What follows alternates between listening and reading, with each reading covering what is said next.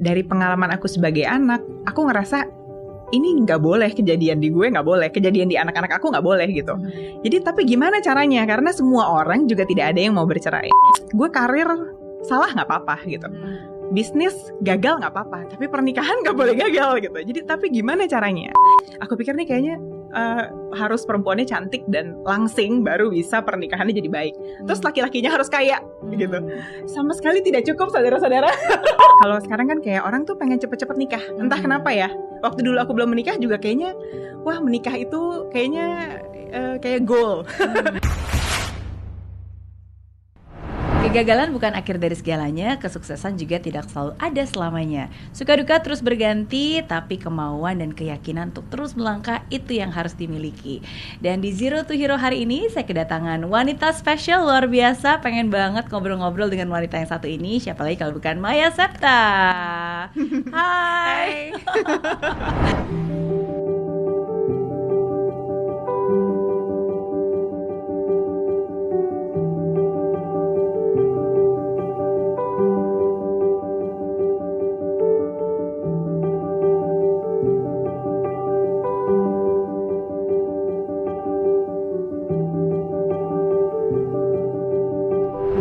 Apa kabar? Baik Ya. Ini nggak nyangka banget karena terakhir kali kita ketemu itu waktu itu di Ini Talk Show. Udah lama banget. Lama banget ya. Lama banget kayaknya. Aku ingat waktu itu soalnya aku lagi keliling untuk promo film Mary Riana. Oh, oke. Nah, kalau itu berarti mungkin sekitar tahun 2014 akhir 2015 berarti. Lama banget ya. Berarti iya. Udah hampir 7 tahun ya. Iya. Soalnya aku aja banyak cutinya tuh karena hamil cuti gitu beberapa kali. Jadi udah lama banget. Udah lama banget ya. Tapi itu mungkin salah satu acara yang sempat menaikkan nama Maya di dunia hiburan. Iya. Lucu ya, udah punya anak dulu baru dapat programnya yang lebih baik gitu. Iya. Tapi memang kalau dari segi karir dari Maya sendiri kan juga memang sudah dari sejak remaja lama ya. Sudah mulai terjun ke dunia entertainment dan mandiri. Iya, maunya begitu. Usahanya begitu. Emang cita-cita dari kecil apa sebenarnya? Apa ya, kalau waktu masih anak-anak mah cita-citanya nggak gitu ngerti. Cita-citanya pengen jadi model, pengen jadi pengacara. Dan waktu yang jadi model itu aku nyobain beneran. Tapi ternyata aku nggak suka. Kenapa nggak suka? Apa ya, dari tinggi badan yang lain jauh lebih tinggi daripada aku. Udah gitu kalau misalkan jadi model catwalk harus pakai baju apa aja yang desainernya kasih kan. Nah, aku nggak bisa pakai baju apa aja.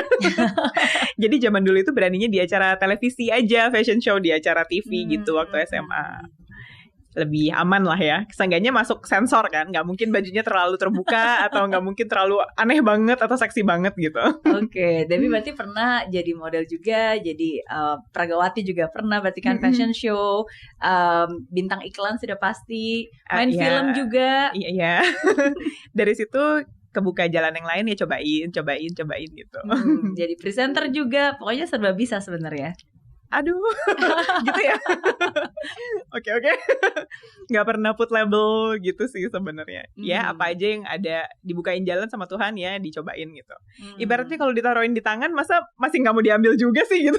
Iya. Jadi ya coba semaksimal aja. Memaksimalkan apa talenta dan juga kesempatan yang memang Tuhan kasih untuk kita.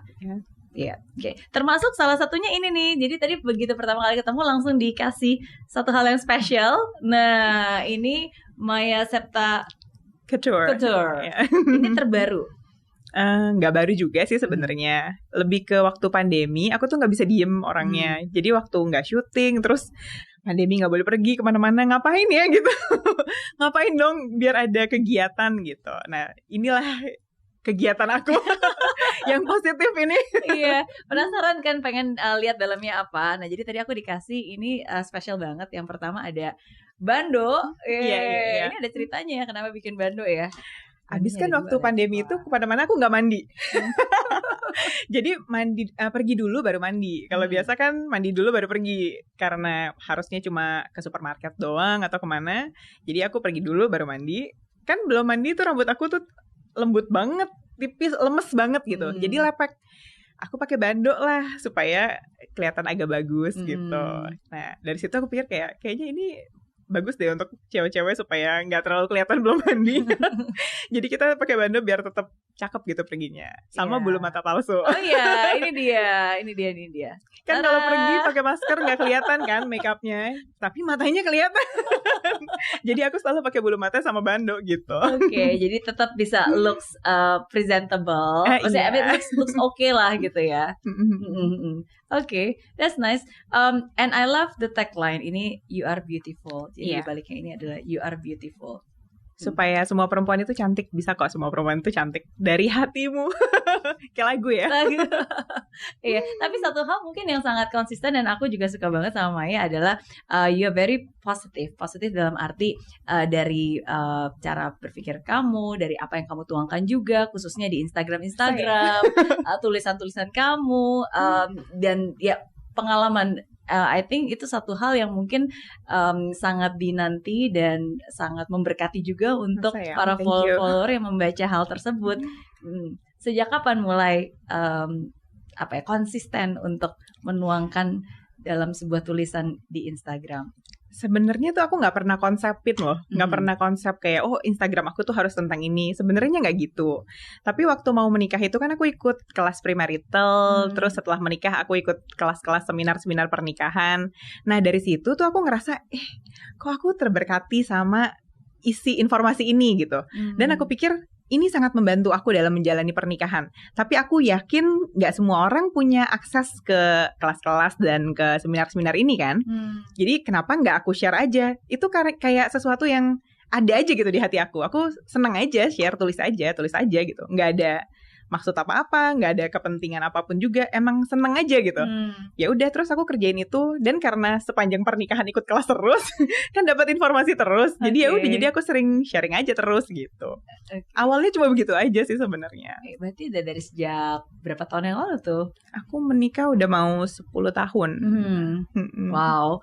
Oke, berawal dari pembelajaran yang didapat dan akhirnya ya kalau ini berguna kenapa nggak diteruskan juga? Iya, kali ada yang butuh ya.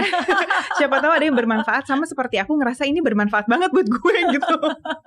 Oke, apa yang paling karena saya yakin pasti yang namanya sebuah pernikahan itu adalah sesuatu hal salah satu keputusan penting di dalam hidup ya, karena kan dengan siapa kita menikah dan bagaimana kita menjalani pernikahan itu, ya itu bukan hanya tentang kita dan dia, tapi juga tentang kita, dia, dan juga anak-anak kita nantinya.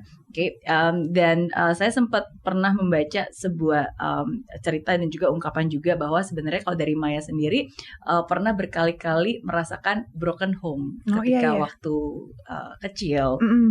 Ya, mungkin bisa diceritakan apa yang terjadi dan bagaimana itu mempengaruhi ketika mungkin Maya memutuskan untuk menikah. Apa ya, mungkin karena dari pengalaman aku sebagai anak, aku ngerasa ini nggak boleh kejadian di gue, nggak boleh kejadian di anak-anak aku, nggak boleh gitu. Jadi tapi gimana caranya? Karena semua orang juga tidak ada yang mau bercerai. Semua orang pasti memulai pernikahan dengan baik, dengan jatuh cinta, dengan saling sayang satu sama lain gitu. Jadi aku dari kecil itu nanya ada pertanyaan di pikiran aku tuh kayak, orang tuh cerai kenapa ya gitu. Orang tuh cerai kenapa ya? Dari aku kecil, karena kan orang tua aku cerainya umur 4 tahun. Jadi ya dari kecil ABG gitu aku kayak penasaran gitu. Kalau teman-teman aku tuh ngeledekinnya, lu mah orang baca bobo, lu bacanya om mama om papa. Karena ya emang penasaran aja gitu loh. Dari ketidaknyamanan itu pas aku mau menikah aku jadi takut ya. Kayak aduh ini bener apa enggak nih, kalau salah gimana gitu. Karena menurut aku gue karir salah gak apa-apa gitu. Bisnis gagal gak apa-apa, tapi pernikahan gak boleh gagal gitu. Jadi tapi gimana caranya? Nah ya udah dari situ aku jadi berjemaat di satu gereja yang menurut aku ini masuk akal, ini logis, semuanya bagus lah ya gitu pengajarannya. Dan aku pikir oke, nikah di sini susah di gereja aku ini, harus ikut kelas ini, kelas itu, kelas ini, kelas itu gitu.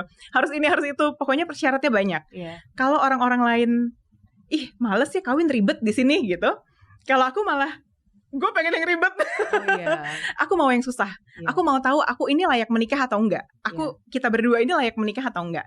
Karena kalau misalkan memang enggak, ya udah gitu, mendingan gagal di awal daripada udah jalan baru gagal gitu buat aku. Mendingan gagal nikah daripada nikah gagal. Iya. Jadi buat aku sepenting itu. Jadi ya udah aku bilang lah sama si dulu calon suami aku kan. Jadi aku bilang, yuk mau nggak ikut kelas ini gitu. Biar aku kalau mau nikah, aku maunya nikahnya di tempat ini. Aku mau nikahnya di gereja ini karena di gereja ini nikahnya ribet dan susah gitu. Ada preparationnya. Terus suami aku mau. Ya udah dari situ, aduh banyak hal kita belajar yang bantu banget nih buat pernikahan kita. Kalau gue dulu nggak tahu nih, gue nggak tahu pasti aku akan bersikap suka-suka gue dengan pemikiran aku sendiri, dengan reaksi yang aku mau. Nah jadinya juga nggak tahu, jadinya juga jadi suka-suka gitu.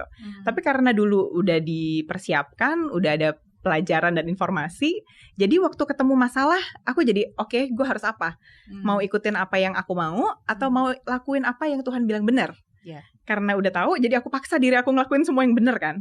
Susah dan gak enak dan gak nyaman, tapi begitu udah lewat, oh gitu maksudnya. Oh iya, untung gue dengerin Tuhan suruh apa gitu, dan aku kerjain apa yang benar dan yang susah. Kalau nggak tahu jadi apa sekarang kan. Tapi karena ngelakuin yang susah, hari ini jadi baik gitu. Jadi nyaman gitu jalannya. Setuju banget sih, karena again yang namanya dua manusia itu kan pasti punya cara berpikir yang berbeda, punya latar belakang yang berbeda, datang dari keluarga yang berbeda budayanya juga beda.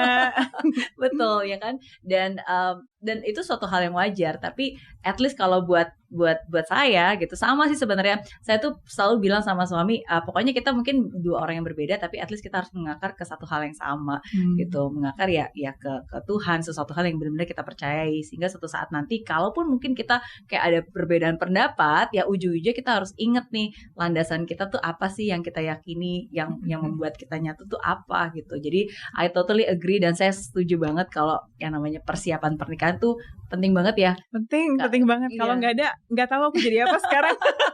Iya. Dan itu salah satu tes tuh berarti kepada calon pasangan. Kalau dia aja nggak mau ribet di awal sebelum nikah, gimana dia bisa mau tetap bersama kita? Mau ribet berusaha setelahnya. Mau ribet berusaha, karena akan lebih banyak lagi tantangan dan masalah dan keribetan setelah menikah. Dan sama sekali nggak gampang, dan sama sekali berbeda waktu kita sebelum menikah pikir pernikahan itu apa, sama setelah menikah. Loh, kok yang kita kira taunya penting atau apa? Aku waktu kecil ya, aku pikir kan, aku bertanya-tanya kan, kenapa ya orang cerai ya? Kan aku baca majalah, nonton film gitu-gitu.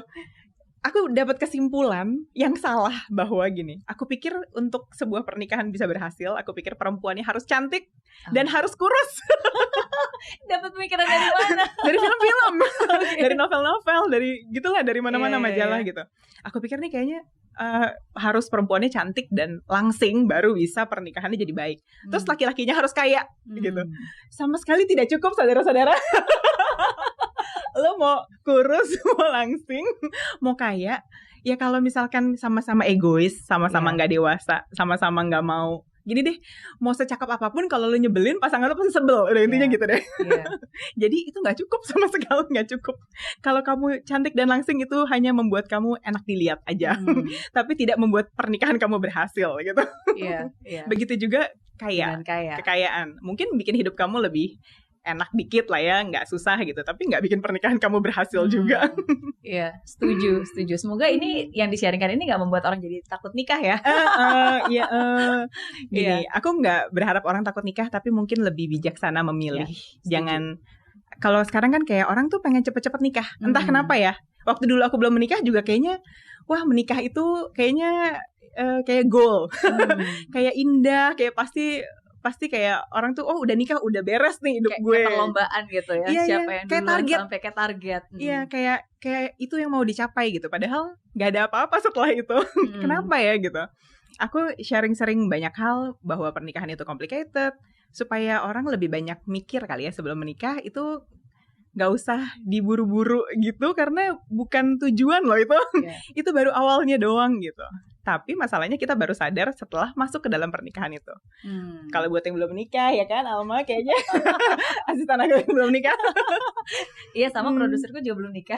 Iya, kalau belum nikah kan kesannya kayak oh kalau udah menikah tuh kayak udah beres gitu salah satu problema kehidupan gitu. Padahal itu adalah pintu di mana yang lain-lainnya dimulai. Pintu yang membuat kita lebih dewasa. Iya. Tapi dewasanya bersama ya. Iya. Kalau milihnya orang yang dewasa. Dan kalau kitanya bisa bersikap dewasa. Oke. Kalau nggak dewasa jangan nikah deh please. Karena akan sangat susah banget jalannya gitu. Kadang-kadang tuh kita pusing tuh kusut karena kita pikirin sendiri dan kita bermain dengan pikiran kita yang memperparah keadaan kadang-kadang. Padahal sebenarnya nggak seburuk itu. Bunuh diri berapa kali dalam pernikahan gitu. Bunuh ego berapa kali supaya pernikahan ini bisa jadi baik. Tapi kan hanya orang yang dewasa yang bisa melakukannya.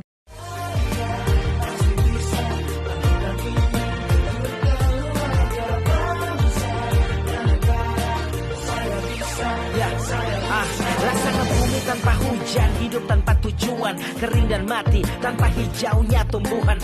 Demikian kalau mimpi tak kunjung terjadi.